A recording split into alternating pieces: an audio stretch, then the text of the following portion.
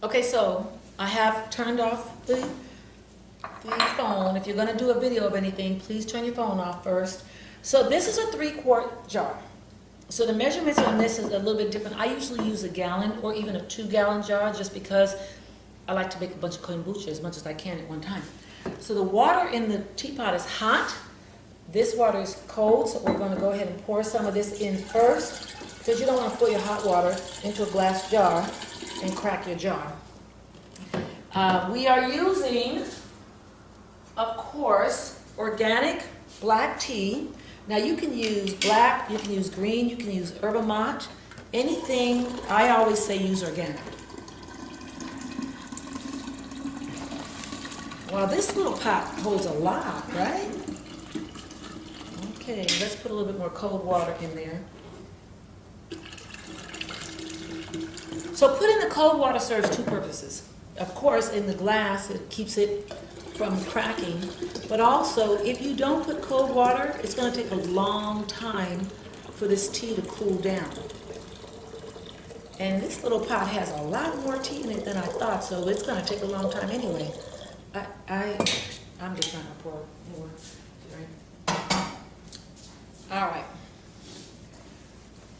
Before I put more cold water, we're going to pour 1 cup of sugar. When I have a gallon container, I use, is this for me? I use 1.5 cups because I always second ferment. So your first fermentation is it's gonna make you regular plain kombucha. And I like it flavored. I like ginger a lot. I like lemon.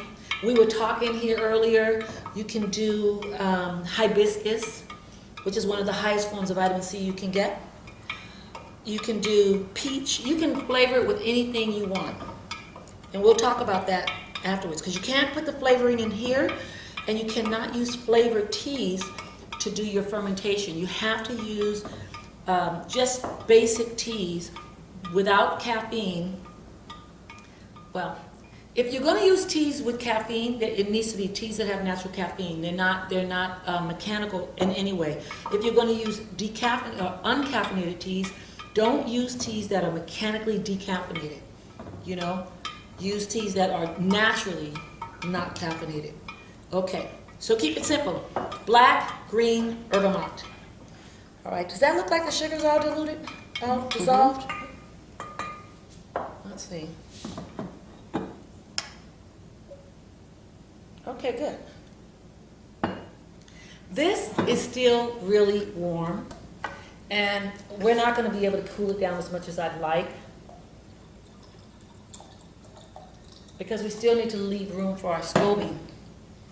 So that's the first part, and we're going to have to pause because this is going to have to cool down. So hopefully we'll come back and show you the rest of it at a different time.